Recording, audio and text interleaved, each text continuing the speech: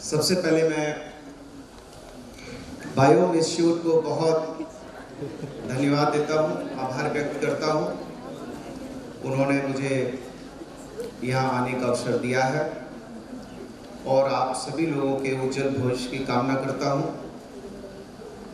मंच पे बैठे हमारे अभिभावक स्वरूप डॉक्टर जे.के. मित्रा साहब, हमारे बड़े भाई डॉक्टर प्रभात कुमार, इस इंस्टीट्यूट के संस्थापक भाई पंकज जी, भविष्य के हमारे सभी चिकित्सक साथियों, दोस्तों, मेरे सहकर्मी भाइयों, आज ये बहुत अद्भुत दिन है और मैं देख रहा हूँ कि आप बड़े जोश से लबरेज हैं, एकदम गजब का आपके अंदर उत्साह है। तो मैं उसी जोश और होश के समन्वय पे आपके साथ अपनी कुछ बातों को रखना चाहता हूँ। क्योंकि आज दिन भी ऐसा है कि एक तरफ गुरु को आपको दीक्षा देनी है और दूसरे तरफ चिकित्सक हैं। चिकित्सकों को भगवान के दूसरे रूप में हम जानते हैं और गुरु को हम कहते हैं कि गुरु गोविंद दो खड़े काके लागू पाओ। तो हमको ये बताया जाता है कि गुरु और भगवान खड़े हैं तो पहले हमको चरण वंदना करनी है गुरु की, क्योंकि गुरु की चरण वंदना करने से ही पता चलता है कि भगवान है। और उसके बाद आपको भगवान के दूसरे रूप के तौर पे जाना जाता है। ये दूसरे रूप के तौर पे आपको जाना जाता है। मैं सबसे पहले आपसे ये कहूंगा कि आप पीसीपीएनडीटी एक्ट जानते हैं, मुझे लगता है अभी नहीं जान रहे होंगे, तो आप आगे चल के आप पीसीपीएनडीटी एक्ट को भी जानेंगे। मैं थोड़ा सा उसके लिए आपको जरूर समझाना चाहता हूं, क्योंकि इसका ये बहुत बड़ा दायित्व है, क्योंकि आपके कंधे पे ये बहुत बड़ा दायित्व है। पीसीपीएनडीटी एक्ट ऐसा है कि जब आज से बहुत समय पहले झारखंड की आबादी में 1032 बच्चियां होती थी 1000 लड़के की तुलना में, और देश में भी 1000 लड़कों में एवरेज करीब होता था।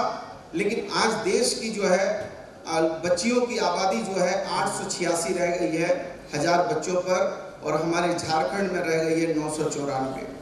और अब ये स्थितियां हैं कि जो है जैसे ही हमारी कोई बहन गर्भवती होती है तो सबसे ज्यादा बेटे की चाहत में बेटी को जो है गर्भ में ही भ्रूण हत्या कर दी जाती है।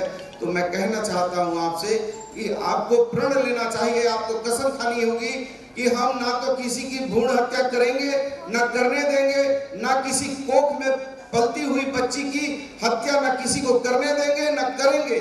क्योंकि हम ये मानते हैं कि यदि बेटियां नहीं रहेंगी तो ये पूरी दुनिया पूरी वीरान हो जाएगी। हम कितने भी बड़े पावरफुल हो जाएं, स्वास्थ्य मंत्री हो जाएं, डॉक्टर जे.के. मित्रा बड़े चिकित्सक हो जाएं, डॉक्टर प्रभात बड़े चिकित्सक हो जाएं, हमारे पंकज जी बड़े और ज्यादा बड़ा उसका इंस्टीट्यूट हो जाए, लेकिन हम सबों का जन्म किसी न किसी माँ की कोख से हुआ है।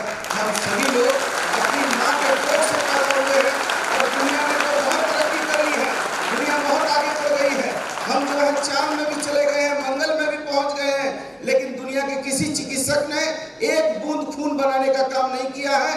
लेकिन मेरी माँ और बहन की कोख है जिसमें हम जैसे लोग जो है उसकी कोख में ही पैदा होते हैं, और खून से लेकर पूरा शरीर एक माँ और एक बहन जो है हमको देने का काम करती है। इसलिए इस बच्ची को बचाना होगा। तो इसलिए हमको, चूंकि मैं समझता हूँ जितने हमारे चिकित्सक बन रहे हैं और जितने बनने वाले हैं, आपके ऊपर तो जो अभी हमारे मित्र कह रहे थे कि बड़े डॉक्टर पदाधिकारी बड़ा हो जाए, एमएस हो जाइए, डीएम हो जाइए, वो पद नहीं है। एक अच्छा डॉक्टर हो और आपके अंदर वो काबिलियत है कि आप जब मरीज के पास जाते हैं और मरीज के पास जब आप जाते हैं तो मरीज का जो है आप सीधा जो है मरीज बहुत ग्रीवियस है, बहुत ही ज्यादा उसको बीमारी हो गई है, लेकिन डॉक्टर जाकर यदि प्यार से उसका माथा फेर देता है, प्यार से पीठ ठोक देता है, अरे बाबा ऐसा नहीं है, आप तो बस 4-6 दिन बाद ही आप घर जा रहे हैं, बहुत जल्दी ठीक हो रहे हैं। तो बॉडी का जो आपकी शक्ति है, जो क्षमता है, वो डॉक्टर केवल दवाई से नहीं ठीक करता है, डॉक्टर केवल इंजेक्शन और ये ऑपरेशन करके नहीं ठीक करता है, डॉक्टर सेवा भाव से ठीक करता है। और जब आप हाथ लगा देते हैं तो मरीज को विश्वास हो जाता है कि नहीं, डॉक्टर साहब बोल रहे हैं तो सही में हमारे अंदर में शक्ति जो है वो और ज्यादा डेवलप करती है। और मरीज जो अस्वस्थ मरीज जो 15 दिन बाद ठीक होगा, वो 10 दिन बाद ठीक होकर घर चला जाता है। इसलिए आपकी जवाबदेही, जिम्मेवारी बहुत ज्यादा है। पैसा कमाना आपका मकसद नहीं हो सकता है। यदि पैसा कमाना आपका मकसद होता तो आप बहुत तरह से और भी चीजों में जा सकते थे। पैसा कमाना आपका मकसद नहीं है, क्योंकि आपका मकसद बहुत बड़ा है और आपके ऊपर इंसान जो है अपना पूरा जीवन दे देता है। जब ऑपरेशन थिएटर में मरीज को ले जाया जाता है तो मरीज बहुत गंभीर हाल में होता है, तो परिजन केवल जो है वो लाल बत्ती को धीरे धीरे देखते हैं और जो परिजन बैठा है वो लाल बत्ती को टुकुर टुकुर ताकता है कि कब जो है लाल बत्ती बंद हो और डॉक्टर आके कहे कि नहीं, ऑपरेशन सक्सेस हो गया है, अब मरीज खतरा से बाहर हो गया है। ये सुनने के लिए मरीज के परिजन तड़पते हैं। आपकी एक बात सुनने के लिए मरीज के परिजन तड़पते हैं। और जब आपको मरीज को सौंप दिया जाता है तो आप उसको जो है सारा शरीर शून्य कर देते हैं और उस समय केवल आप और आपकी आत्मा और परमात्मा वहां काम करता है, वहां दूसरा तीसरा कोई काम नहीं करता है। इसलिए वहां आपका जमीर होता है कि आपको उस समय लगता है कि कैसे भी हम इसकी जान बचाएं। इसके लिए आप चिकित्सा क्षेत्र में आए हैं, सेवा के लिए आए हैं। और कुछ लोग, अभी मुझे पता चला कि कुछ लोग, हो सकता है कि कुछ लोग का चयन नहीं हुआ है और कुछ लोग का चयन हुआ है। मैं जब 2009 में मंत्री था, एग्रीकल्चर में मिनिस्टर था, आवास मंत्री था, तो उस समय मैं चुनाव जीता था। फिर उसके बाद जब दूसरा चुनाव हुआ तो मैं हार गया था चुनाव और मैं पूरे राज्य का सबसे टॉपर था अपनी पार्टी का। लेकिन उसके बाद भी जब जीता तो मुझे 55,000 वोट आए थे और जब मैं हारा था तो मुझे 86,000 वोट आए। तो लोग मुझे कहते थे कि एक्स मिनिस्टर, तो मैं कहता था एक्स नहीं, नेक्स्ट मिनिस्टर कहिए, अगली बार।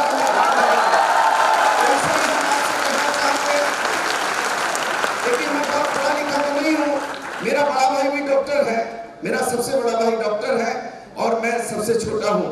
तो मेरा नेफ्यू कहता है कि जो सबसे पढ़ा लिखा था वो डॉक्टर बन गया, जो सबसे कम अनपढ़ आदमी था वो जो है स्वास्थ्य मंत्री बन गया। तो मैं बहुत पढ़ा लिखा नहीं हूँ, लेकिन अपने अनुभव से आपको बताता हूँ। इंग्लिश में कहा जाता है, you do a mistake is not a mistake, you do not accept the mistake is the mistake, as the mistake that is the mistake. इसलिए आपको जरूर समझना होगा कि आपकी गलती कहाँ है। और जब जब मुझे एक्स कहा, मैंने कहा नेक्स्ट, और देखिए फिर नेक्स्ट हो गया। तो इसलिए हार नहीं होती है, हार को जीत में बदलने की आपको तमन्ना करनी होगी। ठीक कहा है हमारे जेके मित्रा जी ने कि कौन कहता है आसमां में सुराग नहीं होता, तबीयत से यारों पत्थर तो उछालो। मन होना चाहिए, मिजाज बनाना होगा। इसलिए हम आप लोगों से निवेदन करने आए हैं, प्रार्थना करने आए हैं। इसलिए आपसे निवेदन करने आए हैं, प्रार्थना करने आए हैं कि आप खुद में ऐसा बनिए। और ये कहने के लिए आया हूं कि आप चिकित्सक बन रहे हैं, पैसा भी आएगा आपके पास, कभी कभी विपरीत परिस्थितियां आएंगी। मन को जो है बहुत ऐसी परिस्थितियां आएंगी कि एक तरफ रुपया होगा, एक तरफ आपका चरित्र होगा, एक तरफ ईमान होगा। और उसी वक्त में जब आदमी का जो है ना, आदमी का यदि ईमान डूब जाए तो फिर आदमी बेकार हो जाता है। कहते हैं कि जब गया ईमान तो बाकी बचा, तो क्या बचा, बिक गई लाश तो घूंघट रहा तो क्या रहा। मंदिरों में आरती, मस्जिदों में दुआ, जान काटनी होगी तुम्हें अपने कर्मों की सजा। और जब मछली ही मर गए, सागर रहा तो क्या रहा, और जब गया ईमान तो बाकी बचा तो क्या बचा। यदि आपका ईमान ही खत्म हो जाएगा तो फिर आपका क्या होगा। हम बहुत सारे चिकित्सकों के पास जाते हैं तो हमने कहा कि चिकित्सकों के चेहरे पर मुस्कान लानी है। और जब हमारा चिकित्सक के चेहरे खिलखिलाएंगे, मुस्कुराएंगे, तब हम उम्मीद करेंगे कि राज्य के मरीजों के चेहरे भी खिलखिलाएंगे, मुस्कुराएंगे। कि आप केंद्रीय स्वास्थ्य मंत्री जी हमारे बच्चों से नहीं खिलवाड़ कीजिए। हो सकता है आपके और हमारे बीच में लोकतंत्र है, लोकतंत्र में विचारों में भिन्नता हो सकती है, आपके और हमारे विचार नहीं मिलते होंगे, लेकिन जहां पर लोकतंत्र है और जहां पर फेडरल गवर्नमेंट है, उस फेडरल गवर्नमेंट में राष्ट्र हित, राज्य हित और जनहित में हम एक दूसरे के सहयोगी साथी के रूप में काम करते हैं। इसलिए इसलिए हमारे कॉलेजों की मान्यता को समाप्त मत कीजिए। थोड़ी बहुत यदि कमी खामी है तो हम दूर करेंगे और हम प्रयास कर रहे हैं कि हमारे ज्यादा से ज्यादा यहाँ से डॉक्टर, पीजी और सारे डॉक्टर निकले, इसकी व्यवस्था सुनिश्चित कर रहे हैं। आप सभी लोगों को उज्जवल भविष्य की बहुत बहुत धन्यवाद, बहुत बहुत शुभकामना। इसलिए आपकी पहचान तब होगी जब आपके पिता का, आपके गुरु का, आपके परिजन की पहचान आपके नाम से जब होने लगेगी, तब आपने कुछ किया है। अभी आपने सिर्फ एक कंपटीशन पास किया है। फिर भी मैं बहुत शुभकामना देता हूँ, बहुत बहुत बधाई, शुक्रिया, धन्यवाद।